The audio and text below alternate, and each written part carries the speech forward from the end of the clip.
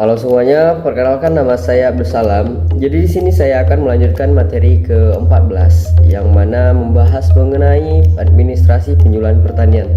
Nah, apa sih administrasi penyuluhan pertanian itu? Nah, administrasi penyuluhan pertanian adalah proses mengelola seluruh kegiatan penyuluhan mulai dari perencanaan, pelaksanaan hingga evaluasi agar tujuan penyuluhan bisa tercapai. Nah, jadi bukan sekedar urusan dokumen atau laporan, tapi lebih kepada bagaimana kegiatan penyuluhan itu terencana dengan baik, berjalan sesuai rencana, dan hasilnya bisa dirasakan oleh petani.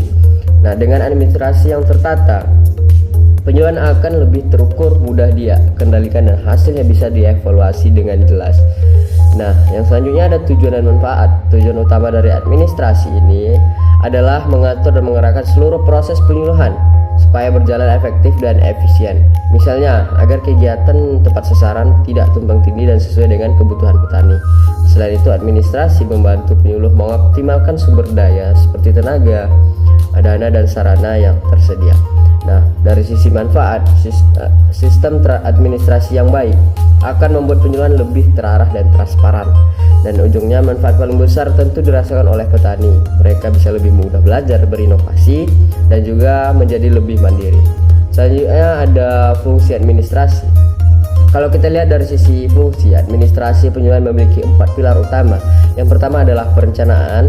Ya, di tahap ini penyuluhan menentukan tujuan, sasaran, dan strategi kegiatan penyuluhan, misalnya menentukan jadwal pertanian dan lokasi dempron. Yang kedua ada pengorganisasian, artinya bagaimana penyuluh membentuk struktur kerja, membagi tugas, dan menetapkan tanggung jawab setiap anggota timnya.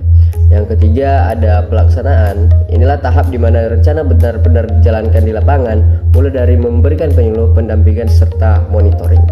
Selanjutnya dan terakhir yaitu pengawasan dan evaluasi. Di tahap ini penting untuk melihat apakah kegiatan berjalan sesuai rencana dan apa saja yang perlu diperbaiki di masa depan untuk evaluasi. Nah, dengan 4 fungsi ini administrasi membuat kegiatan penyuluhan menjadi lebih terarah, tertib, dan terukur. Selanjutnya ada unsur administrasi penyuluhan. Dalam administrasi penyuluhan ada beberapa unsur yang saling terkait. Yang pertama tentu saja manusia, yaitu para penyuluh, petani, atau lembaga pendukung lainnya. Kedua ada materi dan metode, yaitu apakah yang disampaikan dan bagaimana cara menyampaikannya, bisa lewat ceramah, demonstrasi, atau diskusi kelompok.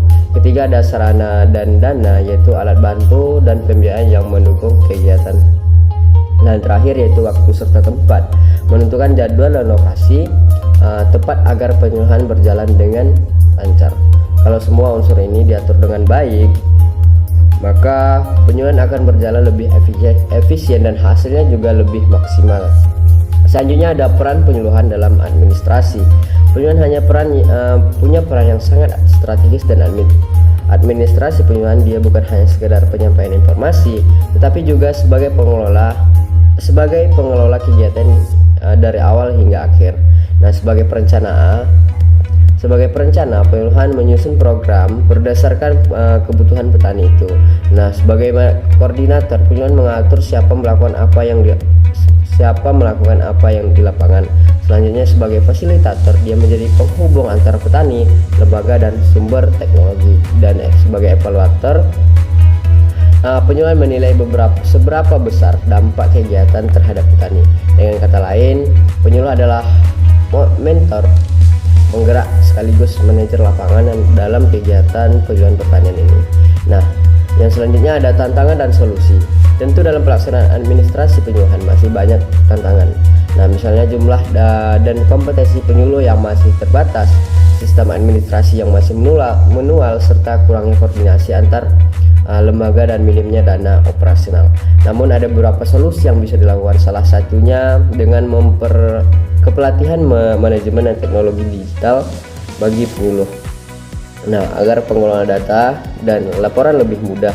Kemudian memperkuat kolaborasi antar instansi seperti Dinas Pertanian, pemerintah daerah, dan kelompok tani. Dan tentu saja mengoptimalkan anggaran dengan sistem yang lebih efisien. Dengan langkah-langkah ini, kegiatan penyuluhan bisa lebih modern, transparan, dan berkelanjutan. Selanjutnya kesimpulan, yaitu sebagai penutup bisa kita simpulkan bahwa administrasi penyuluhan pertanian ini adalah kunci keberhasilan kegiatan penyuluhan. Tanpa administrasi yang baik, penyuluhan akan sulit dievaluasi dan hasilnya tidak maksimal. Nah, tapi dengan pengelolaan yang terencana, penyuluhan bisa memberdayakan petani secara berkelanjutan dan membantu mereka mencapai kemandirian. Jadi administrasi bukan hanya soal catatan teman-teman, tetapi tentang bagaimana kegiatan penyuluhan dijalankan dengan hati dan sistem yang rapi.